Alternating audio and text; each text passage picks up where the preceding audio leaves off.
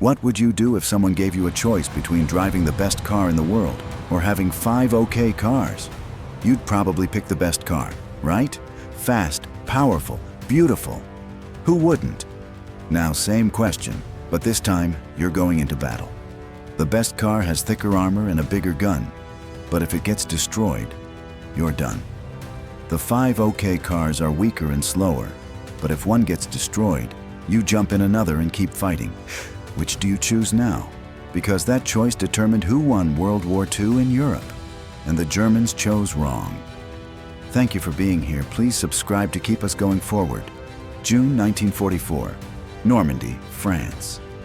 A German Panther tank sits hidden in the hedgerows, its 75mm gun pointing down a narrow road.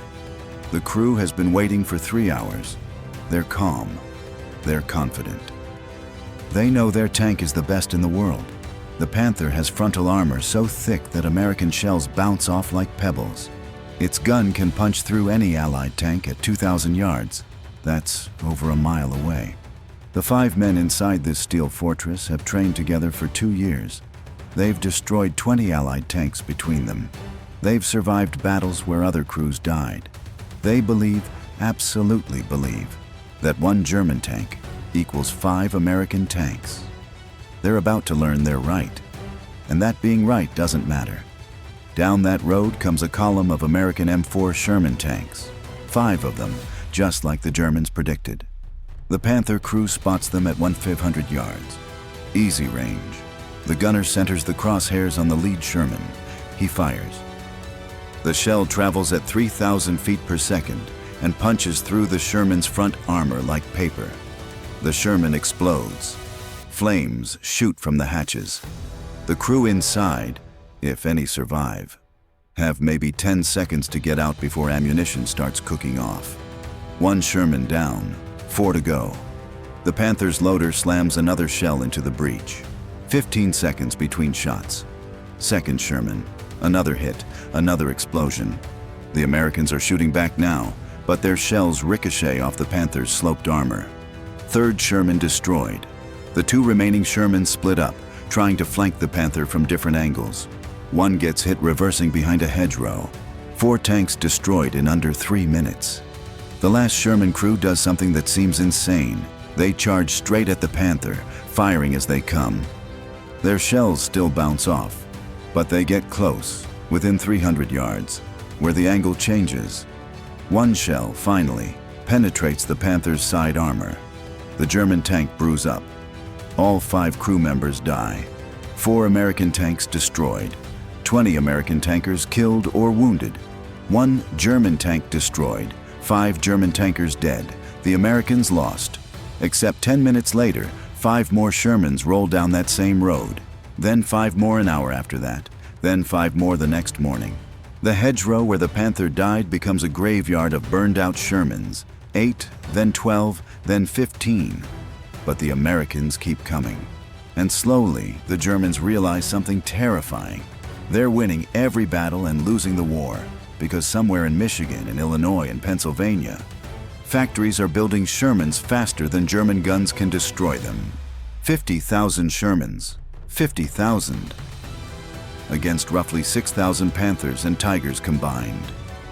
The Germans built the best tanks in the world. The Americans built enough tanks to bury them under wreckage of their own okay tanks. This is the story of how being 5 times worse and 50 times more abundant beats being perfect. How the Sherman tank became the most hated and most successful tank of WW1, and why 5 American tankers died so that the 6th crew could win. The mathematics of that choice haunt us still. Let's start with what made German tanks so good. The Panther, introduced in 1943, was arguably the best medium tank of the war. Sloped frontal armor, that means angled, so shells deflect instead of penetrating. At the thickest point, 80 millimeters of armor. The Sherman's frontal armor, 51 millimeters. The Panther's gun could destroy a Sherman at ranges where the Sherman couldn't even hurt the Panther. German crews called it unfair. The Tiger, I was even more devastating. Nearly 100 millimeters of frontal armor. an 88mm gun that could destroy any Allied tank at any range. Tigers became legendary. Allied soldiers would see one Tiger and report encountering 5. The psychological effect was crushing. American tank crews knew, absolutely knew, that in a one-on-one fight with a Panther or Tiger, they would probably die. Intelligence reports from Normandy describe American tankers refusing to advance when Panthers were reported ahead. Some crews abandoned perfectly functional Shermans rather than face German heavy tanks. The Sherman got a nickname that tells you everything about how crews felt about it: the Ronson. That was a lighter brand with the slogan, "Lights first time, every time." Sherman crews said their tank did the same thing, lit up and burned first time, every time, when hit. But here's the thing about the Sherman that German crews didn't understand until too late. It wasn't designed to beat Panthers in tank duels. It was designed to be built, shipped, maintained, and replaced faster than any tank in history. The Sherman used a 9-cylinder radial engine, the same basic engine design used in aircraft. Why does that matter? Because America was already building those engines by the thousands for planes. The factories, the tools, the workers, the expertise, all already existed. The Sherman could use different engines depending on what was available. Some had Chrysler multi-bank engines, 5 car engines linked together. Some had twin diesel engines, some had Ford V8s. Didn't matter. They all fit. The parts were interchangeable between different Sherman variants. A track from a Sherman built in Detroit fit a Sherman built in California. If your transmission failed, you could pull one from a destroyed tank and install it in 4 hours. Try that with a Panther. Each Panther was practically handmade. Tight manufacturing tolerances, specialized parts. If your transmission failed, and Panther transmissions failed constantly, you needed a replacement from Germany. Good luck getting that to the front while Allied aircraft controlled the skies. The Sherman was also shipped fully assembled. You could drive it off the boat and straight into combat. Panthers had to be partially disassembled for rail transport, then reassembled at the front. The Sherman was designed so that crews with minimal training could do basic maintenance. The Panther required specialized mechanics. The Sherman's weight, 33 tons, meant it could cross most bridges without collapsing them. The Panther weighed 45 tons. The Tiger Thrower weighed 56 tons. Bridges in Europe were built for civilian traffic, not heavy tanks. German armor commanders constantly worried about whether bridges could support their tanks. Sherman commanders never thought about it. These differences seem minor until you're trying to fight a war across an entire continent. Then these minor differences become the difference between winning and losing. Now let's talk about the men inside these tanks. A Sherman crew was 5 people: commander, gunner, driver, assistant driver, and loader. Basic training took 12 weeks. Advanced armor school was another 6 weeks. Total training time before seeing combat, 4.5 months. American tank crews in Normandy averaged 21 years old. Many had never seen a tank before 1943. A Panther crew trained for 2 years minimum. They learned to drive in snow, mud, sand. They learned to shoot at moving targets while moving themselves. They learned tank tactics and radio communication and battlefield repair. They worked together until they moved like one organism. That training made German crews deadly. But here's the brutal mathematics of trained crews. When a Panther got destroyed, the crew usually died with it. German armor was so good at protecting against enemy fire that crews didn't practice bailing out quickly. Their escape hatches were small and awkwardly positioned. When a Panther got hit with a lucky shot and caught fire, crews had maybe 15 seconds to escape. Most didn't make it. Even if they did escape, they were often too wounded to return to combat. Germany couldn't replace these crews. Training took too long. The pool of young men kept shrinking as the war ground on. By late 1944, Panthers were being crewed by teenagers with 6 weeks of training, thrown into combat in the best tank in the world that they barely knew how to drive. The Americans took a different approach. The Sherman was designed for crew survival. Multiple escape hatches. Wet ammunition storage. That means the shells sat in water-filled bins so they wouldn't explode as easily when hit. After 1944, Many Shermans got upgraded with thicker armor welded to the front. Not enough to stop Panther rounds, but enough to stop smaller German guns. When a Sherman got hit and started burning, crews could bail out fast. The nickname Ronson was darkly humorous, but statistically, Sherman crews survived more often than German crews when their tank was destroyed. And here's what that created: experienced crews. A Sherman crew that survived their first tank being destroyed would get assigned to a new Sherman and go back into combat. They'd learned lessons. They knew what mistakes got you killed. They passed that knowledge to new crews. The average Sherman in combat was on its 5th crew. Think about that. 5 different sets of men had fought in that same tank. Some had died. Some had been wounded. Some had been reassigned. But the tank kept fighting with replacement crews, each one learning from the last. This is where American industrial abundance became a weapon more powerful than thick armor. In 1943, American factories built 21,000 Shermans. Germany built 6,000 Panzerviehs, Panthers, and Tigers combined. In 1944, America built 17,000 more Shermans. Germany built 9,000 of everything. The ratio was crushing. For every German tank destroyed, America could send 3 replacements. For every Sherman destroyed, another one arrived within days, sometimes hours. American tank battalions in France kept 30% more Shermans than authorized in reserve, just sitting behind the lines, ready to replace losses. If you lost 5 tanks in a battle, 5 replacements showed up the next morning. Fresh paint, full fuel tanks, full ammunition load. The Germans couldn't conceive of this abundance. A German tank battalion that lost 5 Panthers might wait weeks for replacements. Often they never came. Battalions that started the Normandy campaign with 90 tanks ended it with 20, not because 70 had been destroyed, but because destroyed tanks never got replaced. Fuel tells an even darker story. The Sherman's engine got about 1 mile per gallon. Terrible fuel economy. But American supply lines delivered endless fuel. Fuel dumps in Normandy held millions of gallons. Tank crews could drive around, burn fuel maneuvering, waste it learning terrain. The Panther's engine also got about 1 mile per gallon. But by 1944, Germany was starving for fuel. Synthetic oil production couldn't keep up with demand. Romanian oil fields, Germany's main source, were being bombed by the Allies. Panthers sat immobile, perfectly functional, but empty. Crews had to push tanks into position to save fuel. Stories from late 1944 describe Panthers being abandoned because they ran out of fuel during retreat.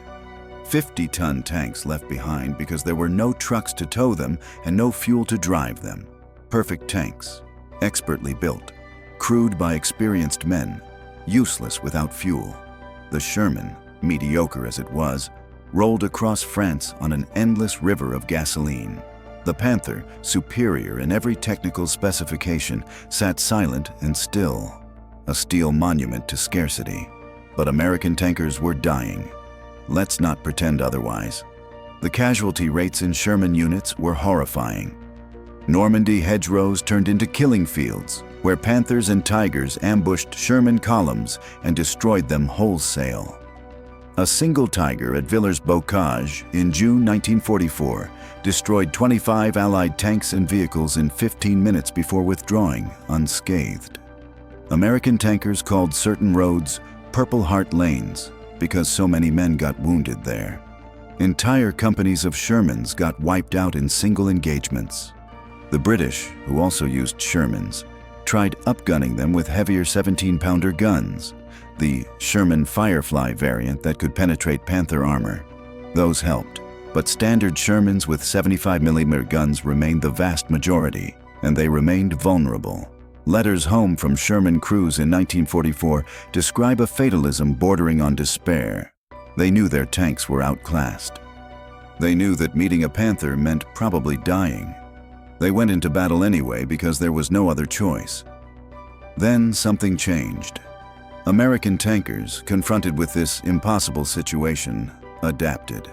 They learned that Panthers were nearly invincible from the front, but vulnerable from the sides and rear. So they stopped fighting Panthers head-on. New tactics emerged. When a Sherman platoon, that's 5 tanks, encountered a Panther, they didn't line up and trade shots. 2 or 3 Shermans would engage from the front, getting the Panther's attention, deliberately drawing fire, accepting that they'd probably get destroyed. While the Panther focused on the frontal threat, the other Shermans would flank at high speed, getting to the sides or rear where armor was weaker. It was calculated sacrifice. The lead Shermans were bait. Their job was to die drawing the Panther's fire so other Shermans could kill it. And it worked. Not always, not without terrible cost, but it worked often enough. Infantry armor cooperation became doctrine. Sherman started working closely with infantry squads. The infantry would spot hidden Panthers and mark them. The Shermans would suppress the Panther with fire while infantry moved forward with bazookas, portable anti-tank rockets, to hit it from close range. American forces learned to call in artillery and airstrikes before engaging German armor. Why fight a Panther tank-to-tank when you could call in a P-47 Thunderbolt fighter bomber to destroy it from above? The Germans had trained for tank duels. The Americans created a system where tank duels rarely happened. They swarmed, they coordinated, they used their advantages in numbers, communication, air support, and artillery. The Sherman wasn't a better tank, but the American military system made the Sherman part of a combined arms team that German Panthers couldn't beat alone. By autumn 1944, the mathematics started showing results. American forces were losing 3 or 4 Shermans for every Panther destroyed. Sounds terrible, right? Except America was producing Shermans 10 times faster than Germany produced Panthers. The Germans were winning battles but losing ground. Every mile they retreated meant fuel dumps captured by Americans. It meant repair facilities lost. It meant trained crews killed who couldn't be replaced. American tank battalions that got mauled in one battle would be back to full strength within a week. German tank battalions never recovered. The panzer divisions that invaded France in 1940 with hundreds of tanks each were down to 30 or 40 tanks by late 1944. Not because 40 tanks survived, but because 40 tanks was all they had left, period. December 1944. Hitler launches his last major offensive, the Battle of the Bulge. He assembles nearly 2,000 tanks for this attack, the largest German armor concentration since 1940. Panthers, Tigers, even the massive King Tigers with 185 millimeters of frontal armor. The goal is to punch through American lines, capture Allied fuel dumps, and split the Allied armies. The offensive begins at dawn in a snowstorm. German tanks pour through weak American positions. For 3 days, it looks like it might work. Panthers and Tigers destroy Sherman units that stumble into them. The Germans advance 30 miles in some sectors. American commanders panic. Has German armor regained its 1940 effectiveness? No, because even while German tanks were advancing, American tanks were arriving. Not tens, hundreds. Tank transporter trucks brought Shermans from rear areas to the front lines. Entire armored divisions that had been resting in Belgium moved to block German advance. Within a week, American forces had more tanks in the Bulge sector than they'd started with, despite heavy losses. The Germans had shot their bolt. Every tank destroyed was irreplaceable. Every gallon of fuel burned left less for tomorrow. Every mile advanced meant supply lines stretching thinner. The offensive stalled, then collapsed. Not because Shermans beat Panthers in tank duels, but because Panthers ran out of fuel 40 miles from Allied fuel dumps that contained more fuel than the entire German army possessed. German tanks were abandoned on roads, crews marching back toward German lines, leaving perfectly functional Panthers behind, because there was no fuel to move them and no trucks to tow them. The war in Europe ended May 1945. When German forces surrendered, American depots in France and Germany held thousands of Shermans that never saw combat. Brand new tanks, still in factory grease, sitting in warehouses because the war ended before they were needed. The final accounting is stark. America built approximately 50,000 Sherman tanks. Germany built roughly 6,000 Panthers and 1,300 Tigers. The kill ratio favored German tanks. For every Panther destroyed, 3 or 4 Shermans were destroyed. But the production ratio overwhelmed the kill ratio. Math doesn't lie. 3 Shermans for every Panther sounds bad until you realize America could replace those 3 Shermans tomorrow, while Germany couldn't replace the Panther for months, if ever. The Germans built the best tanks. The Americans built enough tanks. In industrial warfare, enough beats best every single time. Now here's the uncomfortable truth about Sherman crews that historians debate. The average Sherman had 5 crews during the war. That's a statistical fact. It doesn't mean every Sherman had 5 crews die in it. Some tanks never saw combat. Some crews served their entire tour without their tank being destroyed. But enough Shermans burn through multiple crews that the average reaches 5. 5 sets of men, 25 people, associated with each tank. Some died when their Sherman exploded. Some got wounded and evacuated. Some got promoted or reassigned. Some finished their tour and went home. But on average, 5 different crews fought in each Sherman. American commanders knew this. They built the replacement system around it. When a Sherman crew lost their tank, the survivors got a few days rest, then got assigned to another Sherman, and went back to war. The institutional assumption was that tanks were consumable, but crews, or at least the survivors among them, were reusable. Compare this to German thinking. When a Panther got destroyed, the crew's names went on a casualty list, and that was that. The Panther might eventually be replaced, but the crew was gone. Germany couldn't afford to treat crews as renewable resources because training took too long and young men were needed on other fronts. German tank crews fought until they died or until they were so badly wounded they couldn't fight anymore. There was no rotation home, no finishing your tour. You fought until the war ended or you did. American tank crews, theoretically, could survive long enough to finish their combat tour and rotate back to the United States. Some did, most didn't. But the possibility existed, and that possibility mattered psychologically. You could imagine going home. German tankers couldn't imagine that. They imagined dying well, honorably, taking enemies with them. 2 completely different philosophies about what soldiers exist for. The Sherman crews who died buying time for other crews to flank Panthers never knew they were part of a larger strategy. In the moment, charging a Panther in a tank you knew was inferior felt like suicide. Men did it anyway. Sometimes because orders compelled them.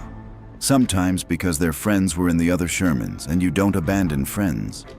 Sometimes because doing something, even something suicidal, felt better than sitting paralyzed by fear.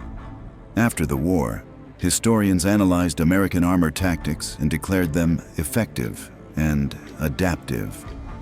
Those words don't capture what it felt like to be the lead Sherman in a platoon moving toward a Panther, knowing your job was to attract fire, knowing the tank would probably explode around you, knowing the next crew and the next Sherman would benefit from your sacrifice, but you wouldn't be there to see it.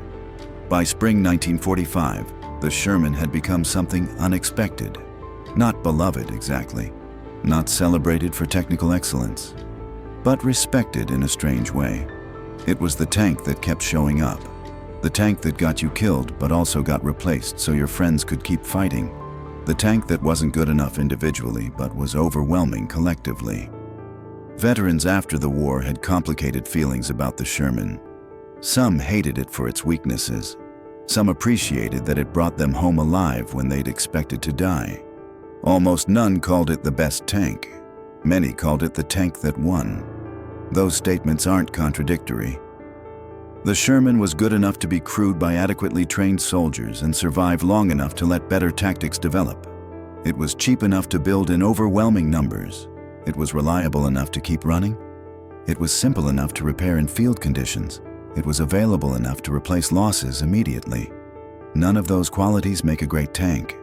All of those qualities make a war-winning tank. Here's the question that haunts military historians. Could America have designed a better tank and still built 50,000 of them? Probably not.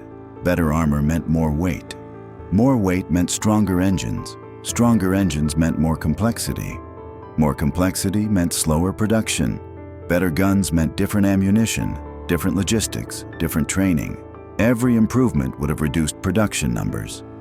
America chose to build lots of okay tanks rather than fewer great tanks. That choice condemned thousands of American tankers to fight in inferior vehicles. It also meant that American armored divisions never ran out of tanks while German panzer divisions withered away. The Shermans' mediocrity was a deliberate choice. Good enough, built fast, built cheap, built in massive numbers.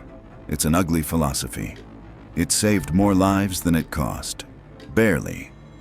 The surviving Sherman crews, the men who walked away when their tanks burned or exploded around them, carried something the Germans never had: institutional knowledge of survival. A Sherman crew that lived through their first tank being destroyed knew things that new crews didn't. They knew that when you take a hit, you have maybe 10 seconds to get out before ammunition cooks off. They knew which escape hatches jammed and which worked smoothly. They knew that you always keep your hatch open when possible because those seconds fumbling with a latch could be the difference between escaping and burning. They knew not to position your tank on a ridge where you're silhouetted against the sky. They knew to look for muzzle flashes when trying to spot hidden German tanks. They knew 100 small survival tricks learned the hard way. And because American tankers rotated through multiple crews, these survival lessons spread. Every veteran taught new crews. Every replacement learned from survivors. The institutional knowledge accumulated. German panzer crews, by contrast, usually died with their knowledge. There was no system to pass it along because there was no expectation of survival. Water, again, played a role. Not drinking water this time, but the industrial system that produced everything in abundance.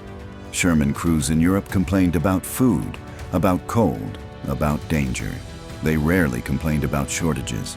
If your tank's radio broke, a replacement radio arrived within days. If you needed new track links, they were available. If you burned through ammunition in a long engagement, resupply trucks brought more by morning. This abundance meant crews could focus on fighting rather than scrounging.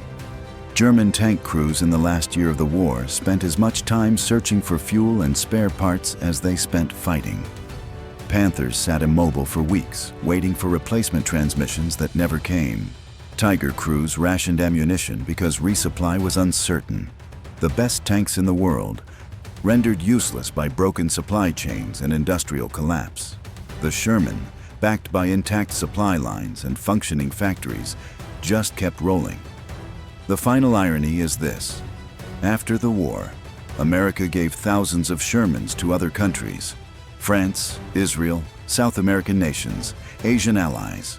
Shermans fought in wars for decades after 1945. Some were still in combat in the 1970s, modified and upgraded but fundamentally the same tank. They outlived the Panthers and Tigers because they were simple enough to maintain with limited industrial capacity and cheap enough that poorer nations could afford them. The technically inferior tank had become the universal tank, the AK-47 of armor. Not because it was best, but because it was good enough and available. Here's what the Sherman proved about modern warfare and modern industry and modern life. Perfect is the enemy of good enough when resources are limited and time matters. Germany chased perfection and built 6,000 Panthers. America accepted good enough and built 50,000 Shermans. Germany's Panthers won individual battles. America's Shermans won the war. The math is ugly but clear.